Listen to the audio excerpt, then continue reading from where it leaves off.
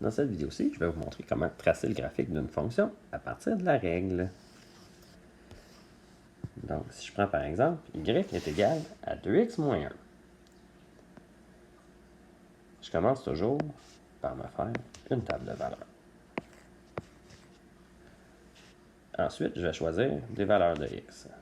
Donc, si x vaut 0, je vais remplacer x par 0 dans la règle.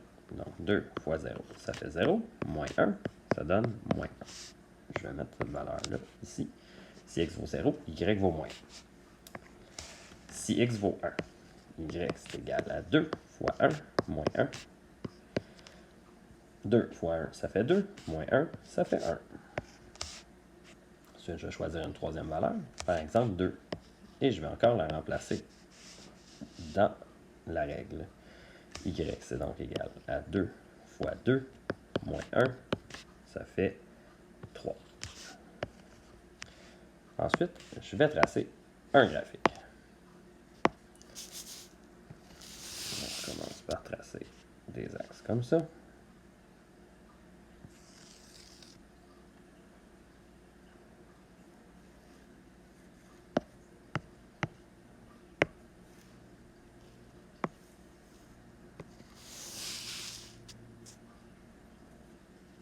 Voilà.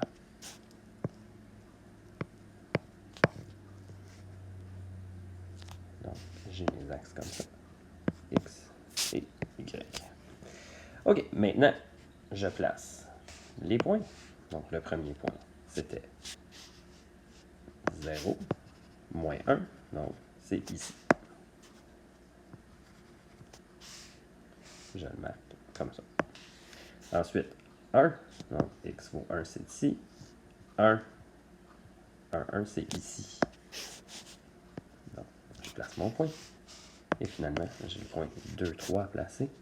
Donc, 2, 1, 2, 3, 2, 3, c'est ici.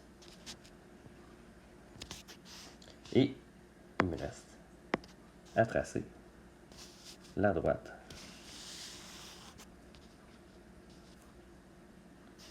Comme ça. Donc, dans le cas d'une fonction linéaire, c'est comme ça que je fais. Un deuxième exemple, maintenant.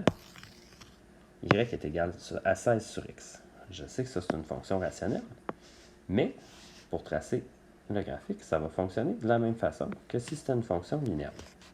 Donc, je commence par me faire une table de valeurs.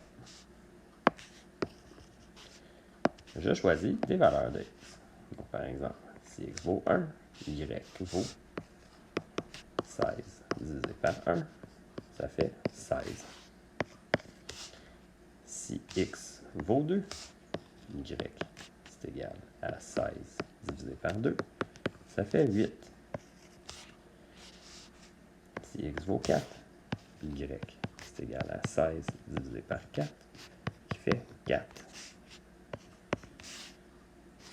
Je vais en prendre une dernière. Y c'est égal à 16 divisé par 8, ça donne 2.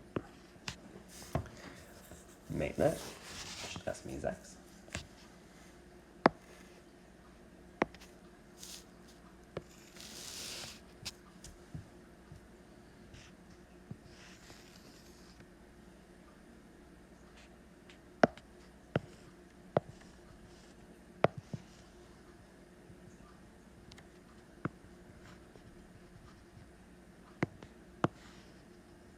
Je vais les placer comme ça.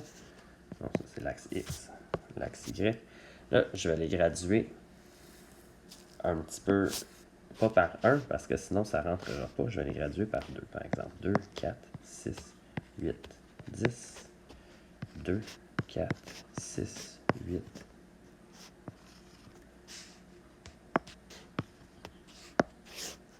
6, 8, 10. Bon. Donc là, je vois que mon premier point, 1, 16, il serait plus haut.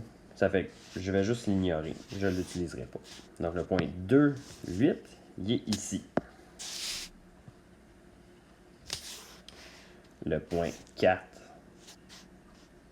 4, 4, 4 est ici.